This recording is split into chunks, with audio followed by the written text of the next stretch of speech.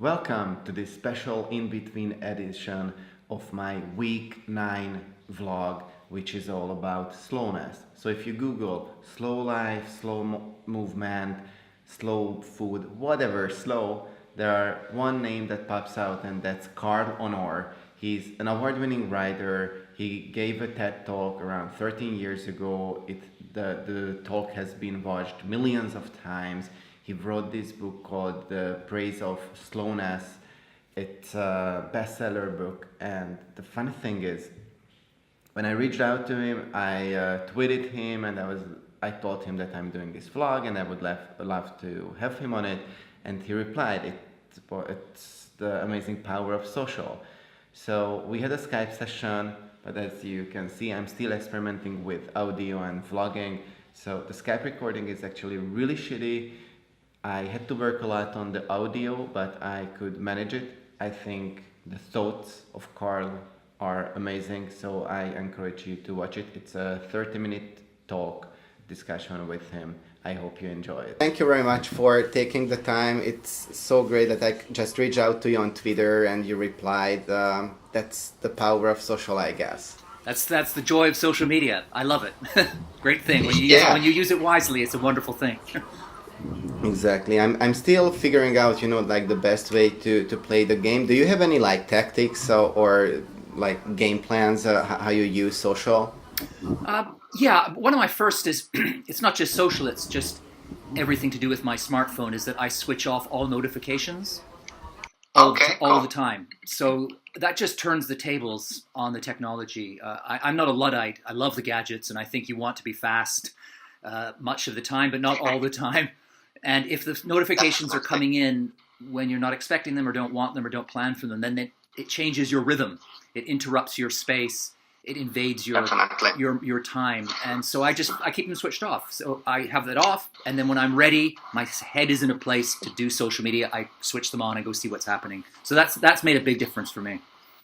That's I think a very good tactic. Like I know, for example, Tim Ferriss does like a screen off or off screen Saturdays. So there are like times when he doesn't even uses his digital devices, and it's the same thing. Like you want to be in control of what you see, and not like when you get like a notification.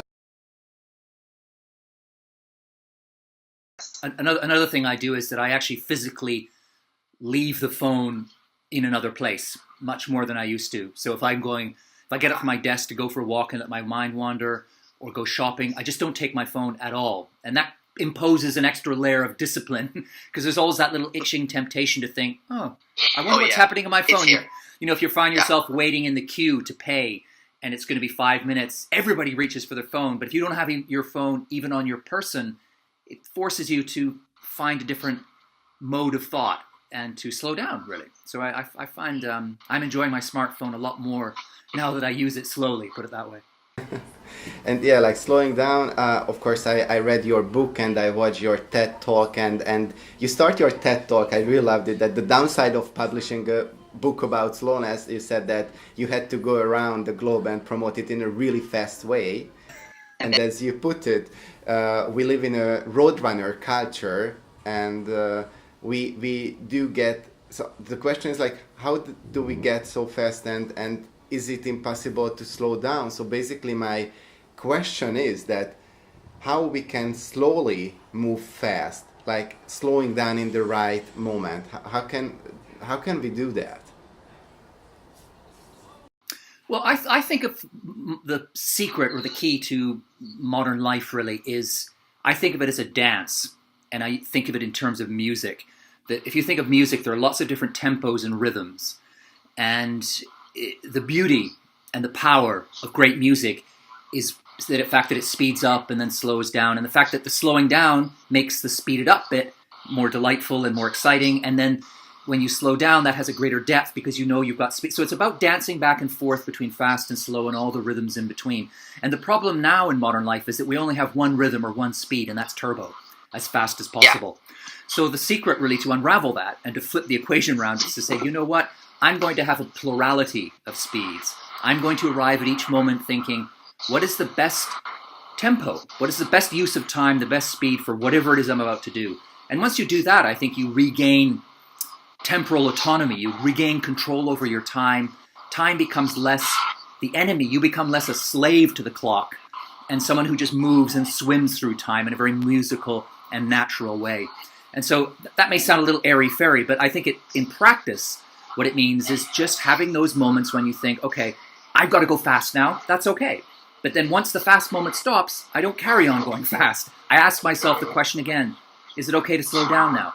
And then I have a moment of slowness. And I think in that movement, swinging back and forth across the speed continuum, that's when you find the right pace to do everything. And it affects everything from the workplace, the way you think and create and innovate at work, to the way you raise your children, the way you make love to your partner, the way you eat.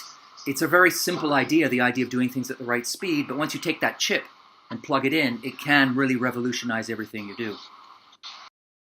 It's like you totally distract yourself and tell that you should do the opposite that you would be doing, like with anything in life. Like if you want to eat like fast food, then just do the opposite. Then slow down, cook your own meal, get the ingredients. Or if you want to write a really fast email or reply or have a quick phone meeting or conference call, do the opposite. So there is this trick that I'm trying to do, that whenever I feel like I'm not on the track and I'm doing it in a certain way, or I have habits, I just do totally the opposite. And of course that's not the right way as well, but it kicks me out of balance. And this is how I will find, as you said with the music, I found that pace that it will provide a balance, if you will. That's a good way. I like that way of thinking about it, that you find yourself in a moment when you know the pace is wrong. You're not quite sure what the right pace is, but you know you have to get out of this groove or this gear. And the way to do that, very good idea, I think, as you say, is to do the opposite. That pulls you out of that comfort zone and forces you to rethink. And then maybe you don't end up where you start in the opposite, but you find yourself somewhere in the middle. And I think that's a good hack or way of a tip. Yeah, that's a good one. I like that. The idea of just going totally opposite of where you are and then rethinking from that opposite place. Exactly. Yeah. And I will want to talk about hacks. You mentioned that, but before we dig into that, I remember that you also mentioned the letter from the Dean of Harvard, that how he says that by doing less, it gives time to do things that you are really into. And what I wanted to ask you is that by not overloading ourselves, we can, of course, achieve more. This is what you said, what you write in the book. And my question is that what tips do you have, either on a personal level and for convincing your organization? It can be, a small or a large organization. But as you wrote in the book about this city, like the manifesto of this Italian city, that how they want to, like, they have the manifesto of all the things that they consider they want to do in order to live the slow life, or let's put it in that way, a good life. So the question is that what tips do you have for someone who is just getting started? How can we really achieve more by slowing down? And then once we do it on a personal level, how can we convince our organizations, no matter how big it is? I think the first thing to remember is always that slowing down is slow, right? I mean, people. The problem now is everybody's in such a rush; they want to slow down fast, and it's a process. It takes steps, and it also involves, I think, trial and error, because there's no universal recipe for slowing down. So I think what you always have to have in your mind is that, okay, I'm going to try slowing down, but I'm going to try it. I don't know exactly what it looks like, but this week, for instance, with my gadgets, I'm going to block off, 2 hours in the morning and 2 hours in the afternoon when I completely switch off from the grid and social media. And just at the end of the week, I'm going to see what that felt like. Did I get more done? Were those 2 hours more fertile for thinking? Did I connect with people better in the real world during that 2 hour pan? Or could I have done less time or more time, and sort of think about it that way? So I think to run little mini experiments in your own life, it could be how you switch off your gadgets. It could be every day looking at your to-do list and dropping the least important thing. It could be incorporating a slow ritual into your day, something like 15 minutes of meditation or yoga or knitting or sketching or reading poetry or something that just inoculates you against the virus of hurry. And just, again, at the end of the week, look back and say, what did that feel like? Did it work? Maybe I could have done fewer minutes or more minutes or had them spread out across the week differently. So I think it's about trial and error and pulling lots of different levers. You can just do something very small. I mean, just a small hack that I suggest is every once in a while during the working day or any part of the day, just whatever it is you're doing, just stop and ask yourself the question, am I doing this at the right speed? And you'd be very surprised how often the answer is no, because we just sort of lose track. We get caught up in the daily rush and we forget what we're doing and why we're doing it and how we're doing it so quickly. So just every once in a while, just say, push pause and say, what speed should I be doing this? Go back to doing it at the right speed. So there are all those little changes, I think, that can make a difference on the personal level. On a very small scale. Sorry, no, I was just going to say the second part of your question was how do you bring everyone else along? Yes. I think that the first thing is in a company or an organization, you have to talk, you have to dialogue, you have to get people around the table and say, how do you feel about the pace of your life? Do you feel overwrought and overrun? And get people sort of openly saying and admitting that they feel that there's too much speed. Then you get people saying, okay, well, how do we slow down? And then you come to the trial and error thing. You say, okay, as an organization, this week, everybody is going to leave work when they finish their work. They're not going to stay on just to look good or impressive, spending more hours in the office. They're going to go home. And at the end of the week, you say, well, what did that feel like? Or the same thing with the technology. Everybody switches off for an hour, or everybody has lunch this week. And just get people to taste it. Because it's one thing to direct people to watch my TED Talk or read my book or look at the research showing that slowing... It's not action. You have to taste it and experience it. Exactly. It's got to be something, we're physical beings. We need to feel it in our body and in our bones. We need to live the slow in order to appreciate the balance and power that it brings. And then we'll start to do it. So I think it's also less scary for an organization. They don't want to commit to a 5-year plan of slowness. But if you say to them, how about this week we just try everybody gets up once an hour and stretches for a minute. Or we do breathing exercises every hour in the, just a little thing like that that's less scary. We're only going to do it for a week, and then we'll see what it felt like. So I would say trial and error is the really key thing to hold in mind. Yeah, and I really love that you shouldn't... It's not the way to change the whole structure of the organization. Just have tiny bits.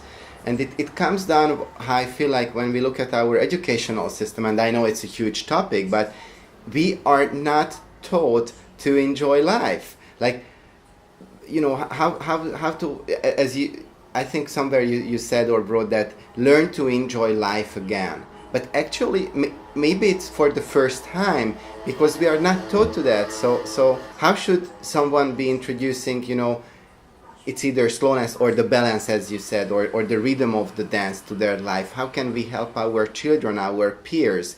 And these small bits are a really good way, I guess, to get started. I'm glad you brought up children because I think that's where all of this starts, is that if we don't begin early teaching children how to think about time in a more human way, if we don't teach them the joy of doing things just for the sake of doing them, rather than because they're going to look good on a CV or a job application. Yeah, not at all. If we need to inculcate the idea that performance metrics do not make us happy, they do not make us fully rounded human beings. They have a role to play, but they should not be the only filter we use to decide what's important in life. And that's such a key lesson that needs to be imparted through the education system and as parents from day one.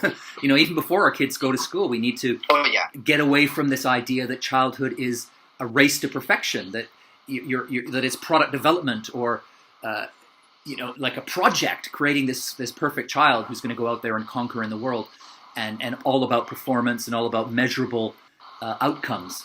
Because that's not what human life really is ultimately. The good stuff, the things that we remember and cherish on our deathbed. Nobody looks back on their deathbed and thinks, I wish I'd spent more time on Facebook or more time shopping or more time writing company reports. So I think that lesson has to be embedded as young as possible. And the problem is that the way we feel like that we have the urge to get to the finish line as fast as possible, but as I don't have children right now, but I can remember and I can see throughout our life is that maybe there is no finish line, and in my opinion, the goal can change. We see a goal, we have a finish line, and we are rushing through that, but then we change, the words changes, the goals changes, anything change, and what it really should be about, it's the journey to enjoy that and embrace it. Exactly. I mean, I think that's a good metaphor for just everything about the slow revolution, is that it's reminding us of the beauty and the wisdom and the humanity of the journey. Because in a fast-forward culture, you lose the big picture and you fixate on the end point, the outcome, the destination, and you lose all of the magic that is the moving from here to there. And as you say, as you move from here to there, if you're actually present in the moment, living those moments mindfully, you might discover that the end point, isn't where you want to be anyway. And you might want to change directions and move in a different sense. So there's so many arguments for focusing on the journey. Of course, the destination is important, but really, ultimately, I think one of the things, especially if you talk to people who've got a lot of experience of life, is that the destination is not what it's all about, right? You know, it's how you get there. It's that old was it John Lennon, that famous John Lennon quote that life is what happens to you when you're making other plans. It's a little bit like that, right? I like it. I never heard that actually. That's a really good one. I think it's from John Lennon. I'm sure that's John Lennon who said that. Yeah. Because I have some rapid fire question, and feel free to elaborate on it on whatever you want. So the first question is about your first 30 or 60, 90 minutes of your day, like what your morning rituals are, like how do you spend let's say the first 60 minutes of your day? For 60 minutes. I get up and I do a little bit of stretching, kind of yoga, a few yoga stretches and a little bit of breathing. And then I come downstairs during the week anyway and wake my children up for school. And then we have breakfast together, and that's pretty much, that occupies probably the first hour, 45 minutes or an hour. It's all very relaxed. I tend not to look at my email and stuff until they've gone, and that's sort of when for me the working day starts. So I definitely try to bookend my days with, no technology spaces of time before going to bed, and certainly I try not to make it the first thing I look at when I get up in the morning. I like to get into my day more slowly. And then, of course, once you've had that slow start, then you're able to really go for it when you need to. Once the kids are out the door and the computer opens up, you can switch into high gear if that's appropriate. Change the rhythm of the music. Yeah, exactly. Yeah, I go from a nice, gentle sort of romantic love song to a bit of speed metal. Yeah, and other habits throughout your day or life that you live by? Are there what? Sorry? Habits. Any habits that you use? Yeah, well, certainly during the working day, I get up from my desk or whatever work I'm doing a lot and leave everything behind and just go for a little walk where I don't think about the work I'm working on. I just listen to the birds or watch what's happening around me in the streets, or just have a kind of slow decompression moment. And I have a lot of moments like that. And in fact, near the office where I work in central London is the British Museum. And it's within a minute I can be inside the British Museum. So often I'll go and look at a painting or a sculpture and just stand there for 10, 15 minutes just looking at one work, and then walk away. And it changes the whole mode and groove my brain is in. It's just change the pace. I guess the whole title of our little short discussion could be change the pace. Yeah, exactly. Yeah, that's what because for so many of us there's just one pace that's imposed, and that's impoverishing. Okay, so when you think about the word successful, who's the first person to come to your mind, and why? Wow, successful. I've always been somebody who did not measure success by material wealth and money. The people, I guess, when I think of success, I think who do I admire most? And I suppose I think probably Martin Luther King is somebody that I admire immensely. Always have since I studied his work at university. But I just feel he used words and language to reshape the world and make people think and feel a different way. And that's, I feel like, what I feel I'm trying to do as well, through writing and speaking and so on. Wow. And I'm a great lover of language and languages, and he was such a maestro with the English language and so on. I admire immensely what he did, and I think if I could have even just a tiny sliver of impact on the world, out of what he did, then I would feel like the most successful person, Wow. ever. I love your answer. Okay, next. If you can think of any failure in your life, how was a failure? How did a failure set you up for a later success? Gosh, I'm trying to think of a particular one. Or if you have a favorite failure, for example. Yeah.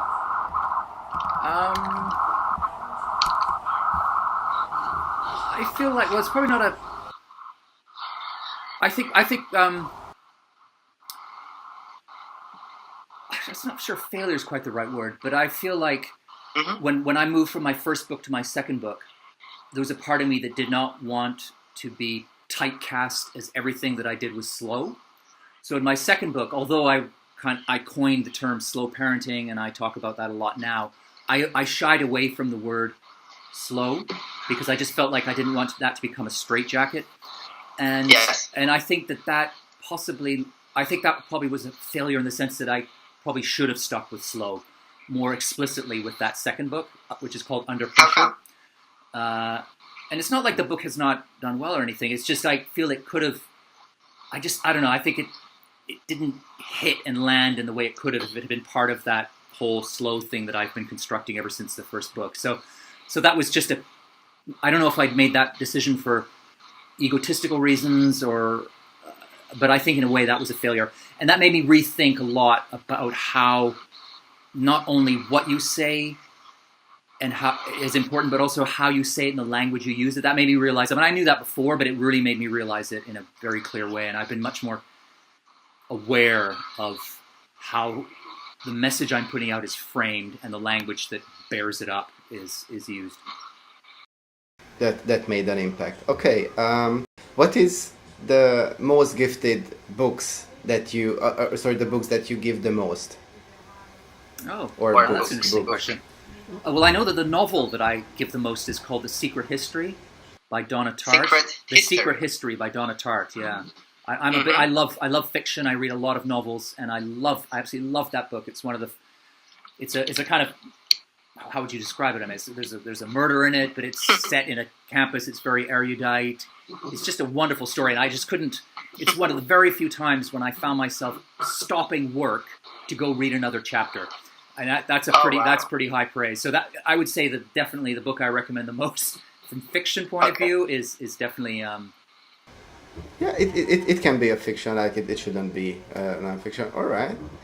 Absolutely, hands down. What is something that you believe that other people think is insane?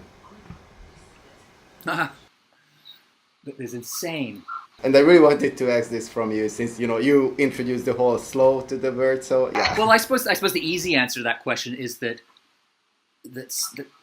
slower is often better, and that slow and slowness have a very important role to play in the 21st century. I think that more and more people understand that now. Certainly more people understand it since I've been doing this work.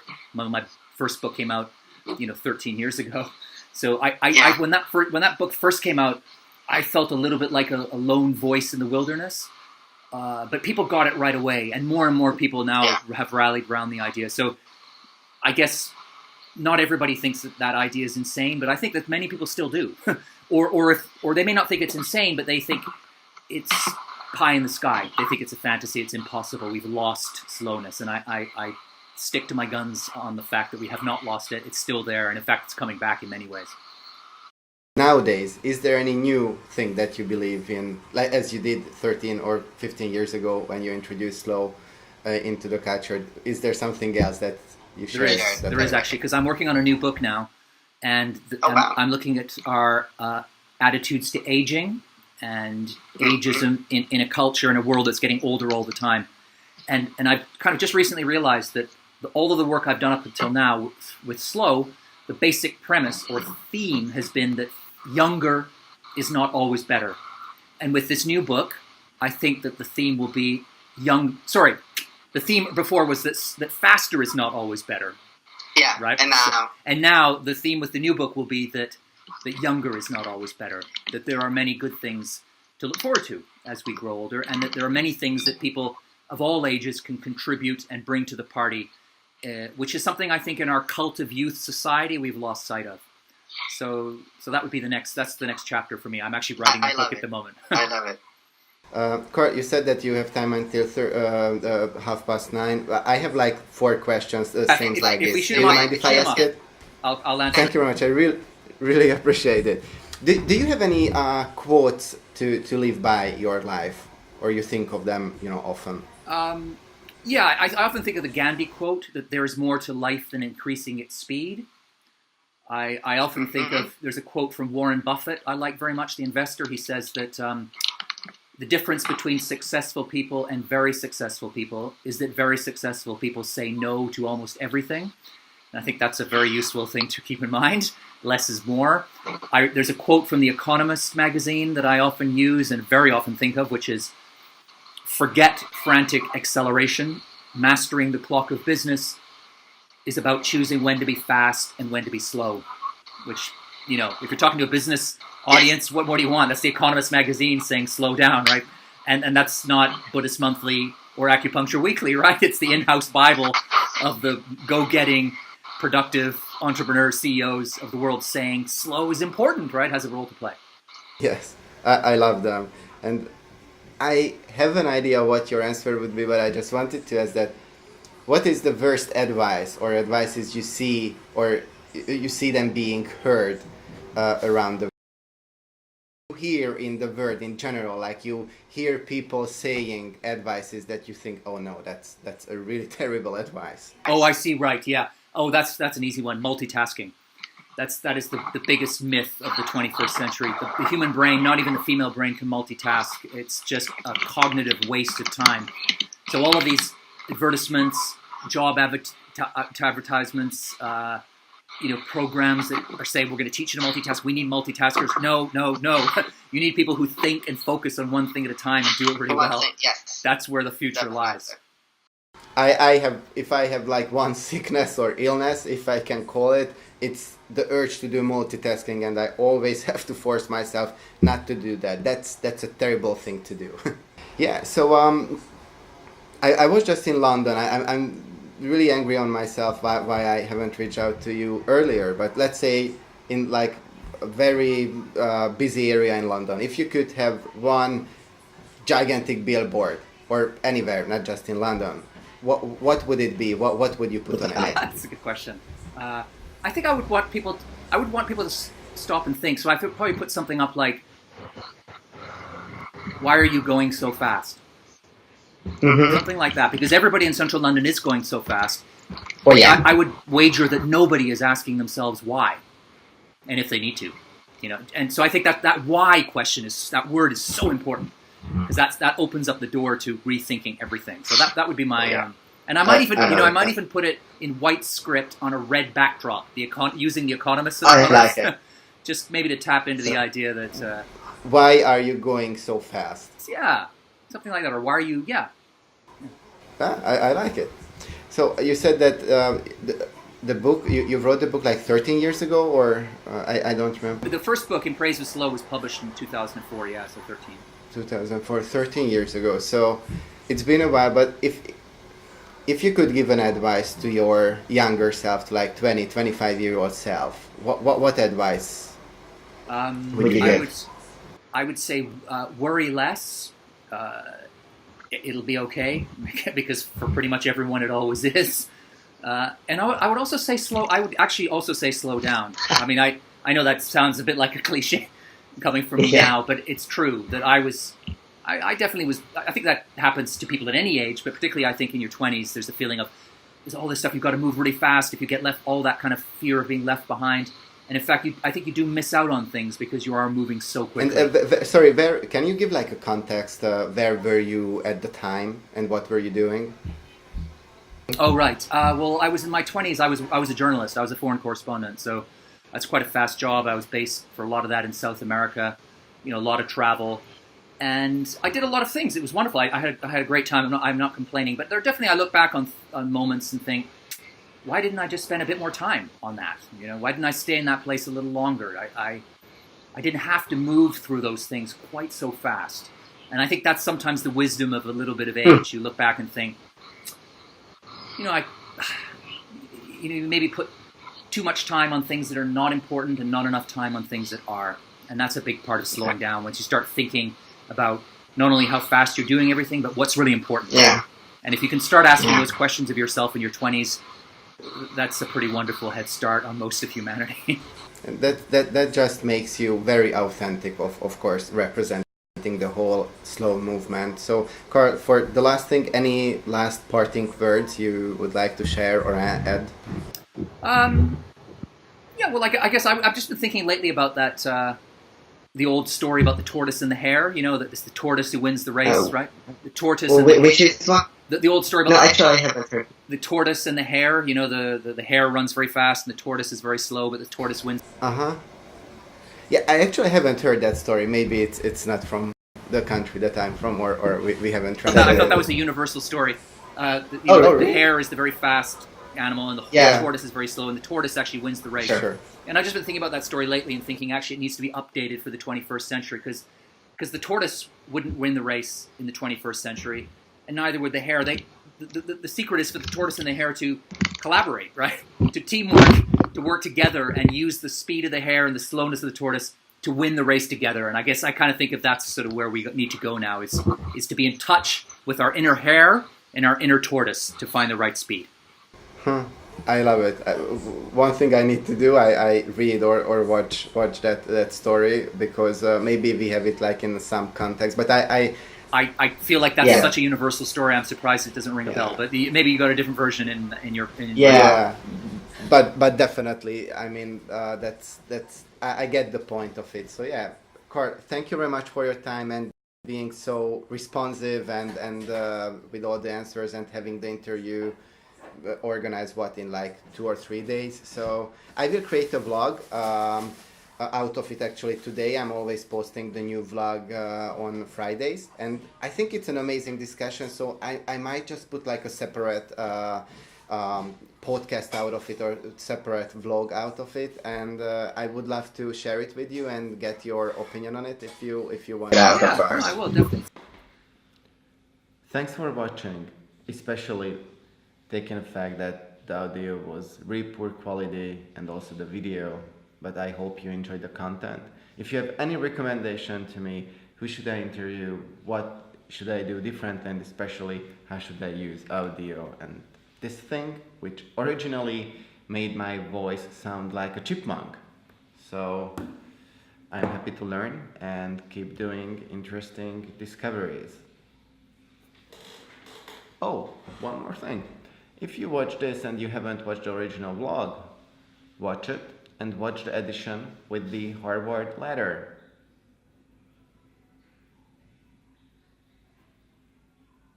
Thanks for watching.